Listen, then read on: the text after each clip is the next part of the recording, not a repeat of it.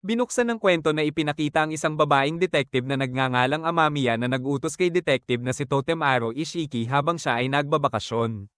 Biglang nagulat si Toto sa utos ng kanyang superior. Tahasang sinabi ni Amamiya na si Toto ay nakahambalang lamang sa trabaho. Agad namang pinagtawanan ng ibang detective ang kasawian ni Toto. Para manatili siya sa General Investigation Division, minungkahi ni Kiko na humingi ng tulong si Toto kay Ron Kamen Ohashi pero tinanggihan ni Ron ang kanyang pagdating. Dahil wala ng ibang paraan, sinabi ni Toto na si Kiko ang nag-utos sa kanya na pumunta. Nang marinig ang pangalang Kiko, binuksan ni Ron ang kanyang pinto. Nasaksihan ni Toto ang hitsura ni Ron na ibang-iba sa litrato kaya lalo siyang nagulat. Pagkapasok ni Toto sa bahay, sa halip ay nag-relax at humiga ng nakatihaya si Ron. Napansin ni Toto na ginagamit ni Ron ang malambot na sahig bilang sapin, lalo siyang nagtaka. Sinabi ni Ron na ang malambot na sapin ay simbolo ng kanyang katamaran at pagkabulok. Sinubukan ni Toto na sabihin ang kanyang layunin sa pagdating pero hindi siya binigyan ni Ron ng pagkakataon na ipahayag ang kanyang intensyon, kaya nauwi sa wala ang kanyang paraan para harapin ang tulad ni Ron. Biglang may tumawag mula kay Amamiya na nag-uutos kay Toto na nasa malapit na lugar ng pinangyarihan ng krimen na imbestigahan ang bagong kaso ng pagkamatay. Narinig iyon ni Ron at nagulantang ang kanyang detective spirit. Mahal na mahal pala ni Ron ang kanyang propesyon bilang detective. Pero dahil sa isang sakit na pumipigil sa kanyang trabaho, naging tamad si Ron na manatili sa mundo ng pulisya. Kaya naman sinigurado ni Toto na tutulungan niya ang problemang kinakaharap ni Ron. Dahil sa nakuha niyang tiwala mula kay Toto, pumayag si Ron na sumama sa pinangyarihan ng krimen. Pagdating sa lokasyon, nagulat si Toto at ang mga pulis nang makitang nakahiga si Ron at kausap ang bangkay. At ang mas kahanga-hanga, nalaman ni Ron na ang sanhi ng pagkamatay ng biktima ay dahil sa pagkalunod. Agad namang namangha sina Toto at ang grupo. Pagkatapos, sinabi ni Toto na ang lahat ng mga biktima ay lalaki mula sa mayayamang pamilya. Ang mga biktimang ito ay pinaghihinalaang nakatanggap ng imbitasyon para pumunta sa isang party ng kasal, date, o salo-salo, ngunit hindi sila dumating. Bukod dito, kung titingnan ang lugar na pupuntahan, walang area na maaaring makalunod sa mga lalaking ito. Alam ni Ron ang sagot kung bakit namatay ang grupo ng mga lalaki na parang nalunod. Pagkatapos, isinama ni Ron si Toto sa lugar ng pumatay upang suportahan ang investigasyon. Inutusan ni Ron si Toto na magbihis na parang anak ng mayaman. Sa ilalim ng direksyon ni Ron, nagkwento si Toto na siya ay nag-e-explore ng negosyo na lubhang ikinaintriga ng barbero. Biglang nakatulog si Toto at ikinatuwa iyon ng barbero. Pagkatapos, ang mukha ni Toto na nakatapat sa lababo ay ibinabad ng barbero sa tubig. Hindi nagtagal, pumasok si Ron at sinakal ang barbero, at sabay na nagising si Toto mula sa kanyang pagkakatulog. Pinahold up pala ni Ron si Toto ng kanyang hininga ng 1 minuto para hindi makalanghap ng carbon gas sa loob ng lababo. Dahil ang lababo ay may mababang oxygen level at kapag nilagyan ng mainit na tubig ay lilikha ito ng carbon dioxide. Ito ang dahilan kung bakit hindi lumaban ang mga biktima ng barbero dahil sa sandaling malanghap nila ang carbon dioxide, tiyak na mawawalan sila ng malay, at noon mismo ilulubog ng barbero ang mukha ng biktima sa lababo na puno ng tubig. Para sa mga okasyon tulad ng pagpunta sa kasal na nangangailangan ng pag-aayos, tiyak na pupunta ang mga biktima sa barbero, lalo na at ang pwesto ng barbero ay hindi nangangailangan ng reservation, kaya malaya siyang pumatay. Dahil walang malinaw na dahilan ng pagpatay. Sinubukan ng barbero na tumakas pero naharang na ni Ron ang kanyang ruta. Ang dahilan ng pamamaslang ng barbero ay dahil sa sama ng loob dahil nalugi siya sa stocks at nadama niyang niloko siya ng mayayaman. Biglang umatake na naman ang sakit ni Ron pero sa isang sulyap lang ng mga mata ni Ron na hipnotismo ang barbero kaya nasunod niya ang utos ni Ron na tumalon. Agad na nagpanik si Toto at hinawakan ng katawan ng barbero na magpapakamatay. Nang malamang buhay pa ang salarin, nakahinga ng maluwag si Toto at agad niyang sinagip si Ron at ang grupo na muntik ng mahulog. Sa pagkakataong iyon, nagpasalamat si Ron kay Toto sa pag-aayos ng kanyang pagkakamali. Pagkatapos noon, nalaman ni Toto na ang mental illness na dinaranas ni Ron ay kakayahan na magpapatay sa salarin. Para kay Ron, silang dalawa ni Toto ay maaaring maging mahusay na magkapartner sa paglutas ng iba't ibang kaso. Ang kailangan ni Ron ay hindi isang talentadong tao, kundi isang kaibigang inosente at tanga tulad ni Toto, dahil sa kanyang katangahan, hindi iniisip ni Toto ang kanyang sariling kaligtasan para mapigilan ang pagkamatay ng salarin na muntik ng magpakamatay. Kaya hiniling ni Ron kay Toto na dalhin sa kanya ang lahat ng kaso. Si Ron na ang magiging utak at si Toto na ang detective. Simula sa sandaling iyon, magiging mahusay na detective si Toto. Napatulala si Toto sa sinabi ni Ron. Pagkatapos, natuwa si Ron nang bisitahin siya ni Toto. Ikinwento ni Toto na ang insidenteng hinahawakan niya ay basura ng Investigation Division, isang kaso ng nawawalang pera mula sa alkansya. Biglang nagpalit ng damit si Ron para mag-disguise at nagulat si Toto. Para kay Ron, ang pag-imbestiga ng kaso na ayaw imbestigahan ng ibang detective ay may napakasarap na sensasyon. Hindi nagtagal, dumating si Ron at ang grupo sa bahay nang nagreklamo. Pumasok si Ron at hinawakan ng isang malita na sinabi niyang alkansya. Nagulat sina Toto at Con-Eta Maru sa ugali ni Ron. Pagkatapos, tiningnan ni Ron ang Yellow Edition na piggy bank, iyon ang nireklamo ni Maru.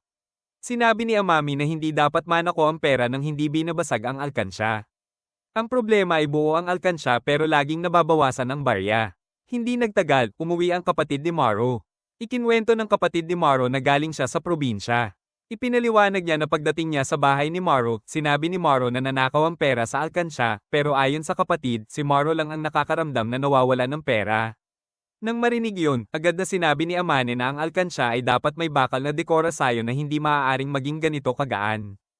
Iyon ang matagal nang hinihintay ni Ron na marinig mula kay Amane. Pagkatapos, hiniling ni Ron na basagin ang alkansya ngunit hindi dapat hawakan ng mga barya para masuri ang fingerprint. Umalis si Ron na magpapalam na maglilibot. Pagkaraan ng ilang sandali, nagkita si Ron at Toto sa lugar kung saan namatay ang isang lalaking nagngangalang Tanaka. Ibinahagi ni Toto ang resulta ng forensics na ang fingerprint sa barya ay pag-aari lamang ng kapatid ni Maru. Nang makita ang grupo ni Toto sa pinangyarihan ng krimen, nagulat si Amamiya. Agad na nagpahiga si Ron at kinausap ang bangkay. Ikinagulat ng lahat ang kanyang aksyon. Sinabi ni Ron na nahanap na niya ang salarin, kaya hiniling ni Ron kay Toto na ipaliwanag ang sunod-sunod na pangyayari. Pagkatapos, tinipon ni Toto sina Maru at ang kanyang kapatid sa pinangyarihan ng krimen. Sa ilalim ng direksyon ni Ron, sinabi ni Toto na ang pumatay kay Tanaka ay ang kapatid ni Maru. Siyempre, itinanggi iyon ng kapatid ni Maru. Ikinwento ni Toto ang koneksyon ng alkansya sa kaso ng pagpatay. Sinundan ng kapatid ni Maru si Tanaka hanggang sa bahay. Nagkataon na nakita ng kapatid ni Maru ang alkansya ni Maru at dahil sa bigat nito ay tiyak na sasaktan nito si Tanaka. Dahil ang mga barya ni Maru ay nabahira ng dugo, napilitang palitan ng kapatid ang alkansya ng bago at maglagay ng ilang barya. Iyon ang dahilan kung bakit ang fingerprint lamang ng kapatid ni Maru ang nasa barya. Upang mailabas ang bangkay sa bahay, inilagay ng kapatid ang katawan ng biktima sa isang malita. Hindi na nakadahilan pa ang kapatid at inamin ng lahat. Nalungkot si Maru dahil nasangkot ang kanyang kapatid sa kaso ng pagpatay. Ayon kay Toto, napilitang pumatay ang kapatid ni Maru para protektahan ang sarili, pero ang pagtatago ng bangkay ay labag sa batas. Matapos mabunyag ang katotohanan, umatake na naman ang sakit ni Ron, kaya inutusan ni Ron ang kapatid ni Maru na tumalon sa ilog. Noong ginawa iyon ni Ron, automatikong nagpanik si Toto habang si Amamiya ay nabighani kay Ron na sobrang pogi raw. Pagkatapos, sinubukan ni Amamiya na pigilan ang kapatid ni Maru, ngunit dahil sa sobrang lakas ng hypnotized na kapatid, nakatakas ito at lumubog sa malakas na agos ng ilog. Sa wakas, sumaklolo si Toto at sinagip ang kapatid ni Maru. Nang malamang buhay ito, nagsisi si Ron at nagpasalamat kay Toto. Sa ibang lugar, sa Blue Academy, nakatanggap ng balita ang mga opisyal na bumalik si Ron bilang detective sa Japan. Dahil sa bawat kasong hinawakan ni Ron ay nagpapalam ang mga salarin, naging tungkulin ng Blue na subaybayan ang dating estudyante nila, kaya nagpadala sila ng sugo upang espiyahin si Ron. Kinabukasan, nakatanggap si Toto ng urgent na tawag mula kay Ron at nagmadaling pumunta. Ang dahilan pala ay para magbayad ng grocery bill ni Ron. Dahil araw na ito ng swerte, pinayagan si Ron na sumali sa raffle. Laking west ni Ron at nakuha ang grand prize na isang bakasyon sa onsen, ngunit ito ay para sa mag-asawa kaya kinailangan ni Ron na isama si Toto kung hindi ay mako-cancel ang premyo. Pagkatapos makuha ang tickets, nagtungo sila sa onsen. Pagdating ay nagulat sila sa sira-sirang gusali. Sinalubong sila ng mga tagapag-alaga ng inn, isa sa kanila ay ang sugo ng Blue na sadyang nagtatrabaho doon para bantayan si Ron. Sa oras ng hapunan, inanyayahan ni Ron ang mga bisita na maglaro at muli na namang nagulat si Toto sa kalokohan ng kaibigan. Humingi ng paumanhin si Toto sa mga bisita. Pagkatapos kumain, naglaro sila ng table tennis, ngunit tumalsik ang bola sa ilog. Napilitan silang hanapin ang bola hanggang sa manginig sila sa lamig. Para uminit, nagbabad sila sa onsen. Hindi nagtagal, pumasok si Amamiya sa male onsen dahil nagkamali siya ng akala at sobrang nahiya siya lalo na't nakita siya ni Ron. Naiyak si Amamiya sa hiya at pinagalitan ng mag-asawang nag-aaway, sinabihan silang maghiwalay na lang. Natauhan ng asawang babae na si Megumi at humingi ng tawad sa kanyang asawa. Makalipas ang ilang sandali, muling inaya ni Ron ang mga bisita na magmonopolyo. Sumali naman si Toto at ang iba. Dahil hate ang gabi na, nagpa siya ang lahat na matulog. Dito makikitang binabantayan ng miyembro ng Blue sina Ron. Kinaumagahan, may nakakagulat na pangyayari, natagpo ang patay si Megumi, kaya nagtipon ang lahat sa pinangyarihan. Ayon kay Amamiya, ang oras ng kamatayan ay sa pagitan ng 12 hating gabi hanggang 1 ng madaling araw. Gaya ng dati, ginawa ni Ron ang kanyang ritual na kausapin ang bangkay bago lutasin ang kaso. Ayon sa miyembro ng Blue, ang unang nawala sa dining area sa oras ng kamatayan ay si Amamiya, kaya siya ang naging suspect. Siyempre hindi naniwala si Toto, at ginagarantiya ni Ron na inosente si Amamiya. Para patunayan yon, sinabi ni Ron na ang babaeng nagngangalang Fumi ay nakakita ng horror phenomenon, isang mausok na ulap sa female bat. Ang empleyado ng inn ay sadyang hindi kinuwento ang alamat ni Benizom dahil baka makagambala sa mga bisita. Iniugnay niya ang pagkamatay sa alamat dahil sa pagkakatulad ng mga palatandaan, lalo na ang dahon ng maple. Hindi alam ni Amamiya ang alamat na iyon dahil hindi siya sumakay ng taxi at hindi nakatanggap ng brochure, kaya imposibleng siya ang pumatay na inspirasyon ng dahon ng maple. Sinabi ni Ron na ang lahat ng kanyang sinabi ay kaalaman mula kay Toto dahil gusto ni Ron na itaas ang pangalan ni Toto kaya gamit na gamit niya ito. Kaya napagkamalan ni na Amamiya na si Toto ang detective, hindi si Ron na ikinainis ng sugo ng Blue. Napatingin si Ron sa bola ng tennis na nahulog nila pero lumipat ang kanyang atensyon sa isang basahan sa bat. Nagpasalamat si Amamiya kay Toto dahil napatunayan ang kanyang inosente pero mabigat ang kanyang boses na parang ayaw niyang magpasalamat. Dahil pinaghihinalaan si Amamiya sa kaso, hindi siya pwedeng mamuno sa investigasyon kaya napilitan siyang ipaubaya kay Toto ang pag-iimbestiga. Sinabi ni Amamiya kung gaano siya malas. Narinig iyon ni Ron at ngumiting bahagya, pinuri si Amamiya dahil malaki ang naiambag ng kanyang sinabi sa kaso. Laking bighani ni Amamiya sa kagwapuhan ni Ron kaya nahimete siya. Hindi nagtagal, dumating ang lokal na pulisya. Nakipagtulungan si Toto sa awtoridad para imbestigahan ang pagkamatay ni Megumi. Samantala, sinundan ng sugo ng Blue na si Spitz si Ron. Pumasok si Ron sa katabing kwarto at naghanda sa pag-eavesdrop. Nagkunwari si Ron na may nakita siyang alupihan sa dingding kaya malakas niyang hinampes ito na ikinasakit ng tainga ni Spitz kaya hindi nito narinig ang usapan ni na Toto. Ibinahagi ni Toto na ang pulisya ay tumitingin sa atake sa puso bilang sanhi ng kamatayan lalo na't inamin ng asawa ni Megumi na may sakit siya sa puso. Doon pa lang ay nakagawa na si Ron ng conclusion kung sino ang salarin at ibinigay ang edukasyon kay Toto. Tinipon ni Toto ang lahat at sinabing ang pumatay kay Megumi ay ang kanyang sariling asawa. Nagulat ang lahat at nagkaila ang asawa. Ipinakita ni Toto kung paano pinatay ng asawa ang kanyang may bahay gamit ang basahan at inilagay ito sa gilid ng pool. Pinalitan ng asawa ang mga kortina ng male at female bat. Naroon na sina Toto at Ron sa male bat bago napalitan ng kortina kaya nang pumasok si Amamiya sa nakasulat na female bat, naroon pa rin sila. Hindi na nakaaila ang asawa at inamin ang kanyang ginawa. Mas malala pa, siya at si Fumi ay nagkaroon ng relasyon dahil lagi siyang ginugulo ni Megumi. Pinatay siya ng asawa. Nang marinig yun, tumanggi si Fumi na gamitin siyang dahilan. Nakita ni Toto na walang pagsisisi ang asawa kaya pinagalitan niya ito. Nang mapagtanto ni Toto na wala si Ron, hinanap niya ito at sinalubong siya ni Spitz na nagkukunwaring empleyado. Sinubukan ni Spitz na pilitin si Toto na aminin na si Ron ang utak sa likod ng edukasyon pero matigas si Ron. Nagbanta si Spitz na ire-report si Ron at papatayin ito. Pero nangako si Toto na hindi siya magsusumbong. Ginantihan ni Ron si Spitz sa pagsabing ang totoong dahilan ng pagbabantay nito ay para humingi ng tulong. Hindi na makialam si Spitz at nagpakatotoo, gusto niyang malaman ni Ron kung sino ang pumatay sa kanyang pamilya. Naniniwala si Spitz na si Ron lang ang makakalutas nito. Dahil nagtitiwala si Toto na mabait si Spitz, pag-iisipan ni Ron ito. Nagpasalamat si Spitz at nangakong tutulong sa investigasyon ni Toto. Umalis si Spitz na may kamanghamanghang teknik. Sinabi ni Ron na kakailanganin nila ang tulong ni Spitz sa hinaharap. Pero hindi siya lubos na nagtitiwala. Kinabukasan, sinabi ni Amamiya na may serial murder sa Aichi Prefecture na hinahawakan ni Omito Kawasemi, ang mata ng agila. Dahil magdeduty si Kawasemi sa kanilang lugar, inutusan ni Amamiya si Toto na makipagtulungan, pero hindi siya binigyan ng impormasyon. Sa gitna ng pagkalito ni Toto, dumating si Ron na nakadisguise bilang isang ventriloquist. Laking gulat ni Toto sa kanyang bestie. Sa pilitang dinala ni Toto ang assistant ni Kawasemi na si Amane upang magbigay ng impormasyon. Ibinahagi ni Amane na sila ni Kawasemi ay nakaharap ang serial killer na si Toshi. Dahil hindi matanggihan ang deduction ni Kawasemi, tumakas ang salarin. Kaya naniniwala sila na ang Collector of Hands ay hindi si Toshi, lalo na't patay ito ng walang kamay. Matapos marinig ang ulat, napangiti si Ron at nagsimulang kumilos na parang baliw habang sinusuri ang bangkay.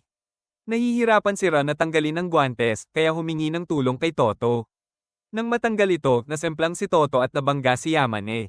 Habang nakaiwas si Kawasemi, sinabi ni Ron na sadyang binangga ni Toto ang grupo ni Kawasemi para patunayan ang kanyang hinala batay sa liksi ni Kawasemi. Imposibleng nakatakas ang salarin. Sa ngalan ni Toto, napagpasyahan ni Ron na nagsinungaling si Kawasemi tungkol sa pagtakas ng salarin at ito ay umamin. Nagpanik si Yamane nang mawala ang butones ng kanyang manggas na nasa manika ni Ron. Nangiti si Ron dahil may liwanag na. Para patunayang si Toshi ang Collector of Hands, ikinonekta ni Ron si Spitz kay Kawasemi. Sinabi ni Spitz na nasa bahay ni Toshi siya at may mga nakolektang kamay. Habang sisigat na si Toto sa tanong ni Kawasemi kung sino si Spitz, sadyang ginulo ni Ron gamit ang brown sugar syrup dahil gusto niyang magbigay ng conclusion bago umalis. Pagkatapos maglinis, ibinunyag ni Ron ang deduction kay Toto sa banyo. Bumalik si Toto at sinabing si Toshi nga ang serial killer. Ang kamay ng bangkay ay sadyang tinanggal para isipin na hindi si Toshi ang salarin. Nagtanong si Kawasemi kung bakit may nanggagaya sa modus ni Toshi. Ipinaliwanag ni Toto na hindi pinatay si Toshi, nagpakamatay ito. Dahil nahuli na ng pulisya na dungisan ng kanyang dignidad, kaya tinusok ni Toshi ang sarili sa dibdib. Upang magmukhang pinatay, hinubere nito at itinago ang damit. Dahil nawala ang kanyang dangal bilang pulis, napilitan si Yamane na mag-imbento ng kwento na nakatakas si Toshi. Napagtanto ni Kawasemi na dapat patay na si Toshi. Nawala si Yamane ng badge, kaya inamin niyang nakatakas si Toshi, at saka pinutol ang kamay para hindi magmukhang salarin. Nagulat si Kawasemi sa katotohanan. Sinabi ni Toto na dahil sa paghahangad ni Kawasemi ng pagiging perpekto, ginawa iyon ni Yamane. Kung nawala ang badge, tiyak na tatawagin siyang failure. Hindi na makila si Yamane at lumuha. Napagtanto ni Kawasemi na ang kanyang hinihinging pagiging perpekto ang nagtulak kay Yamane, kaya papatawarin niya ito pagkatapos ng sentensya. Natuwa si Yamane. Sinabi ni Kawasemi na alam niyang si Ron ang susi sa paglutas ng kaso at silang dalawa ni Toto ay totoong magka-partner. Iginiit ni Toto na kailangan siya ni Ron dahil nawawalan ito ng kontrol. Pero nagtataka siya kung bakit hindi umatake ang sakit ni Ron. Sumagot si Ron na si Yamane ay walang balak pumatay. Nagulat si Toto sa kondisyong iyon. Makalipas ang ilang araw, binisita ni Toto si Ron para yayain sa isla ng Nandan para sa planetarium pero na-distract si Ron sa TV. Ang panauhin ay ang sikat na esper na si Toge at ang henyong si Mofu. Gustong patunayan ni Terage ang kanyang kakayahan, kaya pumili siya ng tao na si Ben. Sa eksperimento, gusto ni Torage na kontrolin ang utak ni Ben sa pamamagitan ng sulat sa papel. Iniutos ni Torage na tumalon at tumakbo at sinunod ito ni Ben pero hindi naniwala si Mofu. Para patunayang hindi siya sinungaling, inutos ni Torage na mamatay si Ben. Nang isulat ang death, nawala ng malay si Ben at agad na isinara ang live broadcast. Dahil may nangyaring kamatayan, nagtungo sina Ron at Toto sa TV station. Nakipagpalitan ng impormasyon si Toto sa pulisya habang ipinakilala ni Ron ang sarili bilang fan ni Torage. Nakita ang hindi kasiyahan sa mukha ni Torage. Pagkatapos, nakita nila si Mofo na natroma. Ikinwento ni Mofo na may lason sa katawan ng biktima. Sinubukan niyang i-resuscitate si Ben, nagising ito na nasa sakit at pagkatapos ay hindi na huminga. May nakitang injection mark si Mofo sa leeg ni Ben. Ang problema ay kung paano natusok ang karayom dahil walang kainahinalang kilos si Torage. Sinabi ni Ron na ang inosenteng si Toto ang magbubunyag ng kaso. Hindi ito Azer, kundi pagpatay. Gaganap si Toto bilang Torage at si Mofu bilang banda. Sa una ay inakalang sayang sa oras, ngunit nagulat ang lahat nang ipakita ni Toto na ang nakasulat ay sleep na nakabaligtad. Natulog si Ben. Sa kaguluhang iyon, sinamantala ni Terage na turukan ng lason ang banda. Tumanggi si Torage, ngunit sinabi ni Toto na itinago niya ang karayom sa kanyang panulat. Hirap na hirap magsulat si Torage dahil sa karayom sa itaas ng panulat. Hindi na makila si Torage. Ang dahilan ng pagpatay ay dahil gusto ni Ben ng 70% ng kita. Umatake ang sakit ni Ron at muntik nang magpakamatay si Torage. Mabilis na kumilos si Toto para pigilan ito, ngunit siya ay natuka. Buti na lang, tinta lang ang tumama. Ang totoong karayom ay nasa sahig. Muntik nang mamatay si Toto dahil kay Ron. Nagulat si Ron at naisip niyang hindi siya karapat-dapat maging detective. Pero sinabi ni Toto na ang 5 taong pagtigil ni Ron ay patunay na mahalaga sa kanya ang buhay. Dapat magtiwala si Ron sa sarili. Nangako si Toto na laging nasa tabi ni Ron hanggang sa malampasan niya ang kanyang sakit. Ibinigay ni Toto ang tiket sa planetarium kay Ron. Nang malamang ito ay sa isla ng asukal na gusto niya, bumalik sa normal si Ron at natuwa si Toto. Magkasama silang pumunta sa isla kasama ang direktor na si Jumanji. Alam ni Jumanji ang tungkol kay Toto at Kawasemi. Ang layunin niya ay bantayan ang event para hindi na maulit ang insidente ng 10 taon na nakalipas. Naging excited si Ron sa kaso pero naalala niya na bakasyon ito kaya naguluhan siya. Pagdating sa planetarium, nakilala nila si Uno, isang chef. Sa mga bisita ay may guro mula sa Blue at isang idol. Pinindot ni Ron ang button para mabuksan ang dome at namangha ang lahat sa langit. Sumunod sila sa salo-salo. Nang makita ang pagkain, binuhusan agad ito ni Ron ng brown sugar. Nagulat si Toto pero hindi nagalit si Onodera. Hindi nagtagal, na-curious si Toto sa nakaraan ni Ron at tinanong si Jumanji. Ikinwento ni Jumanji na si Ron ay isang henyong estudyante na nag-intern sa Blue. Nalutas ni Ron ang kaso ng 7 kriminal na hindi pa naso-solve. Ngunit nagkaroon ng trahedya, pinatay ni Ron ang 7 kriminal na iyon. Dahil nawala ng memorya si Ron ng 30 minuto bago at pagkatapos ng insidente, nasuspinde ang kanyang lisensya. Kung siya ang hukom, papatayin niya si Ron. Samantala, inantok si Ron at umalis sa party para magpahinga. Pinagmasdan ni Toto ang ganda ng mga bituin nang biglang may putok ng baril mula sa planetarium. Nakalok ang pinto kaya naghirap silang buksan ito. Pagpasok, nakita nilang nakatumba si Ron at patay na si Onodera. May baril sa tabi ni Ron at ang tanging susi ay nasa kamay niya. Dahil walang maalala, inakala ni Ron na siya ang pumatay. Naniniwala si Jumanji na si Ron ang salarin katulad ng 5 taon na ang nakalipas. Pero iginiit ni Toto na inosente si Ron at pinakawalan siya. Pinaalalahanan ni Toto si Ron na hindi siya papatay ng inosente. Ibinunyag ni Ron na hindi siya marunong bumaril. Nagalit si Toto dahil hindi iyon sinabi agad. Kaya tiyak na hindi si Ron ang salarin. Nagpatuloy si Toto sa investigasyon. Natauhan si Ron. Noong nakaraang 5 taon, nalugmok siya dahil wala pa si Toto. Ngayon, nandyan siya. Sinuri ni Toto ang computer para sa recording, ngunit walang nakitang krimen sa pagitan ng 11 PM at 1 AM. Biglang may nasa likuran niya, si Jumanji. Sinabi ni Jumanji na sa unang pagkakataon ay may taong nagtatanggol kay Ron ng husto at inamin niyang kaibigan niya si Ron. Nagbago na raw si Ron, dati ay napakalihim. Ibinahagi ni Toto na nakakita siya ng mga butas ng bala sa mga ilaw at nagsimulang gumana ang teleskopyo ng 11 PM. Bago mag 1 AM, naging madilim ang lahat. Pagkatapos ng oras na iyon, ang North Star lang ang nakikita, kasabay ng pagbukas ng dome at putok ng baril. Wala namang nakitang ebidensya sa recording. Idinagdag ni Jumanji na ang ilaw sa loob ay nawasak ng baril sa pagitan ng 11 PM at 1 AM. Kaya madilim ang observatory. Batay sa oras, naniniwala si Jumanji na hindi si Ron ang salarin, kaya pinalaya siya nito. Ang mahalaga ay mahanap ang totoong salarin para hindi na maulit ang trahedya ng nakalipas. Binalaan niya si Toto na walang darating na tulong dahil may bagyo, kaya para silang nasa nakakulong na silid. Inalisan ni Toto ng pausa si Ron at ipinaliwanag ang oras ng putok. Nagseryoso si Ron at sinabing may 7 ilaw sa planetarium, isang putok lang ang narinig nila. Kaya ang 6 ay pinutok bago mag 1 AM. Ibig sabihin, ang mga basag na salamin ay mula pa ng 11 PM. Si Ron ay walang sapin sa paa, kung lumakad siya sa dilim, tiyak na masasaktan siya, pero walang sugat ang kanyang paa. Namatay si Onodera ng 1 AM habang may putok. Sa oras na iyon, may teleskopyo sa pagitan nila ni Onodera kaya hindi sila magkita, imposibleng barilin ni Ron ito. Nagpasalamat si Ron kay Toto dahil naging 20% ang function ng kanyang utak. Nagulat si Toto sa 20% lang. Sinabi ni Ron na siguradong may naglagay ng sleeping pill sa kanyang brown sugar syrup dahil inaantok siya. Ayon kay Toto, si Uno ang salarin pero hindi raw sigurado si Ron. Samantala, may nakita si Jumanji na fishing line sa teleskopyo. Natuwa si Ron dahil may extrang syrup siya na walang gamot at naging 100% na ang kanyang utak. Hindi akalain ni Toto na ganun siya ka-reliant sa syrup. Ipinaliwanag ni Ron na habang siya ay tulog, dinala siya ng salarin sa planetarium pero tiyak na tinanggal na nito ang mga bakas. Tinanong ni Ron kung ano ang sinabi ni Jumanji kay Toto. Sinabi ni Toto na humingi ng paumanhin si Jumanji sa maling paratang at magsasagawa ng bagong investigasyon sa kaso ng 5 taon na ang nakalipas. Napangiwi si Ron at tumalsik ang kanyang syrup. Bigla nilang nakitang binaril si Jumanji at nalaglag. Sinuri nila ito at bago mamatay ay sinabi ni Jumanji na may nag-set up kay Ron.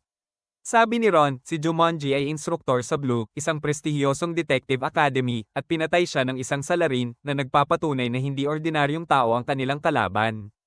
Kinausap ni Ron ang bangkay ng kanyang guro at may nakitang fishing line sa kamay nito. Hindi nagtagal, dumating sina Jumanji at Donna. Nagulat sila nang makita si Ron na malaya. Sinabi ni Toto na inosente si Ron. Pagkatapos, pinagmasdan nila ang posisyon ng pagkamatay ni Onodera. Inutusan ni Ron si Toto na patayin ang ilaw. Sa simula ay madilim, ngunit kalaunan ay nakita ni Toto ang switch na nagbukas ng dome. Napagtanto ni Toto na si Onodera ay nahulog mismo sa button na iyon. Naalala niya na bago marinig ang putok, bukas na ang dome. Ang tanong ay kung paano nakatakas ang salarin. Sumasakit ang ulo ni Toto, lalo na't biglang naglaro ng hula hoop si Ron. Nalalong ikinainis ni Toto. Pero ang hula hoop ni Ron ay may nakakabit na fishing line at ito ang susi sa kaso. Dumating si Ohime at nagtanong tungkol sa flashlight. Habang humihingi ito kay Uno, nagalit ito dahil paulit-ulit na siyang tinatanong tungkol sa ilaw. Para kay Ron, kumpleto na ang investigasyon dahil sa kwento ni Ohime at alam na niya ang salarin.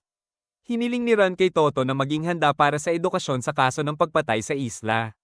Sa ilalim ng direksyon ni Ron, ipinaliwanag ni Toto na kung hindi nila nakita ang pagkahulog ni Jumanji, tiyak na pupunta sila sa pinagmulan ng putok. Pumunta ang salarin sa kanila sa gitna ng ulan para linisin ang ebidensya.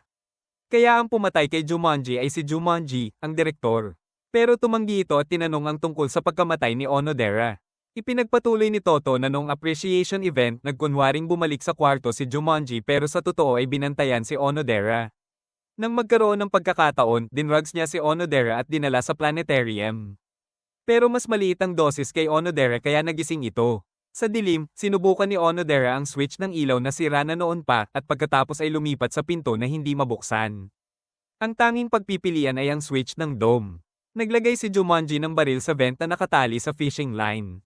Nang pindutin ni Onodera ang switch, gumalaw ang linya, uminit ang gatilyo, at binaril si Onodera. Para maging salarin si Ron, nag-iwan si Jumanji ng laruan na baril at susi sa tabi niya. Habang abala ang lahat kay Onodera, dumaan si Jumanji at kinuha ang baril para patayin si Jumanji, ang instruktor. Hindi na makialam si Jumanji. Ang dahilan ng pagpatay kay Onodera ay dahil ito ay isang journalist na sinusubukang lutasin ang kaso ng 10 taon na ang nakalipas, kung saan ang ama ni Jumanji ang pumatay sa 7 bisita at binaril ang sarili. Sinubukan ni Jumanji na takpan ang kahihiyan ng kanyang pamilya, ngunit gusto ni Onodera na ibunyag ito. Si Jumanji, instruktor, ay imbes na si Ron ang gawing suspect, ay masusing inimbestigahan ang pagkamatay ni Onodera, kaya napilitang patayin siya ni Jumanji, direktor. Umatake ang sakit ni Ron at naimpluwensyahan si Jumanji na barilin ang sarili, ngunit uminom ito ng lason. Nagpanik si Ron dahil gusto pa niyang magtanong. Sinabi ni Jumanji na ang layunin niya sa pag-imbita kay Ron ay para ma-set up ito. Dumating ang awtoridad para kunin ang mga bangkay, pero buhay pa pala si Jumanji. Ikinwento niya sa pulis na gusto siyang patayin ni Ron. Nang marinig yun, binaril ng pulis si Jumanji dahil nakuha na niya ang impormasyong gusto niya. Ang pulis na iyon ay si Winter Moriarty. Tinawagan ni Winter ang kanyang kapatid na si Milo Moriarty. Si Ron ay ika-6 na henerasyong inapo ng kanilang magkaaway at idinagdag ni Milo na si Ron ay ika-9 na henerasyon din ni Moriarty. Sinabi ni Winter na nag-iwan siya ng marka sa leeg ni Ron at maghihintay silang maunawaan nito ang kanilang tunay na layunin. Makalipas ang ilang araw, sinabi ni Amamiya kay Toto na may gustong makipagkita sa kanya. Ito ay isang journalist na si Chicory Monkey. Sinundan ni Chicory si Toto para i-cover ang detective. Hindi komportable si Toto kaya niyaya niya itong magkape para matapos na, pero nagkataong nag-part-time si Ron. Nang malamang si Chicory ay isang criminal journalist, lalong naging excited si Ron. Dumating ang customer na sina June at Lolita. Si June ay abala sa kanyang camera. Pagkatapos, nagdala si Lolita ng latte sa mesa at biglang ininom ito ni June at namatay. Ang sanhi ay cyanide poisoning. Nainis si Chicory dahil dapat si Toto ang nag-iimbestiga. Nagtataka si Toto kung paano nalaman ng salarin kung aling baso ang pipiliin ni June. Nagbigay ng clue si Ron tungkol sa social media ni June at nalaman ni Toto ang kanyang ugali. Ipinahiwatig ni Ron kay Toto na itago ang lahat ng kutsilyo sa kusina. Ibinahagi ni Toto ang deduction na alam ng salarin na gusto ni June na magmukhang perpekto, kaya minarkahan nito ang disenyo ng latte. Pipiliin ni June ang latte na buo ang disenyo, kaya ang pinakadulong baso. Ang conclusion ay si Lolita ang salarin. Hindi na nakaayla si Lolita. Ang dahilan ay ayaw niyang may mas kapansin-pansin sa kanya at inagaw pa ni June ang kanyang boyfriend. Umatake ang sakit ni Ron, na hipnotismo si Lolita at muntik nang magpakamatay, ngunit mabilis na pinigilan ni Toto. Nagpasalamat si Ron. Lalong hinangaan ni Chicory si Toto at itinuring siyang masipag. Pagkatapos, inutusan ni Amamiya si Toto na pumunta sa Aichi Prefecture para imbestigahan ang pagbagsak ni Kawasemi. Nagtungo sila ni Ron doon. Naghiwalay sila. Nakita ni Toto si Kawasemi na ibang-iba na. Mula nang mahuli si Yamane, bumagsak ang performance ni Kawasemi. Inaya ni Kawasemi si Toto na bumili ng pasalubong. May nadaanan silang karatula. Ipinaliwanag ni Kawasemi na si Bong Lon ay isang kriminal na nagnanakaw ng cellphone at laging nag-iiba ng anyo. May nangyaring pagpatay. Habang sinusuri ni Kawasemi ang bangkay, hinabol ni Toto ang salarin. Sa pagtakas nito, nasiko ang isang babae. Tumakbo si Toto sa shopping area kung saan nagtatago ang salarin. Pinagbawalan niya ang lahat na umalis. Pagdating ni Kawasemi, hindi niya magamit ang kanyang mata ng agila para matukoy ang salarin. Inutusan niyang umuwi ang mga customer. Dumating si Ron na ginagaya si Kawasemi, pero sa halip na sipit ay may hawak itong pangkuhan ng pagkain. Sinabi ni Ron na ang pumatay ay hindi ang nagkukunwari, kundi ang biktima mismo na nagsinungaling. Nagulat si Kawasemi. Ipinaliwanag ni Ron na ang mga biktima ay magkakasabwat na nagpapanggap na estudyante at insurance agent. Dahil sa internal conflict, nag-aaway sila.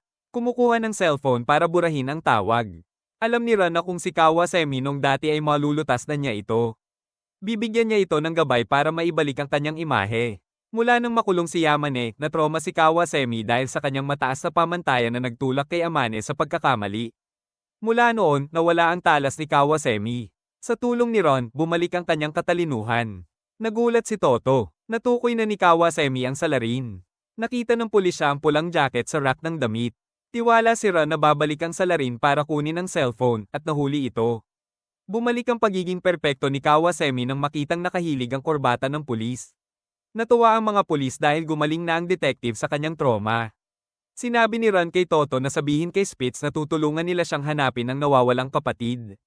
Nagulat si Toto na si Spitz ay nasa malapit lang. Pumunta sila sa bahay ni Ron at nakita nilang malungkot si Spitz.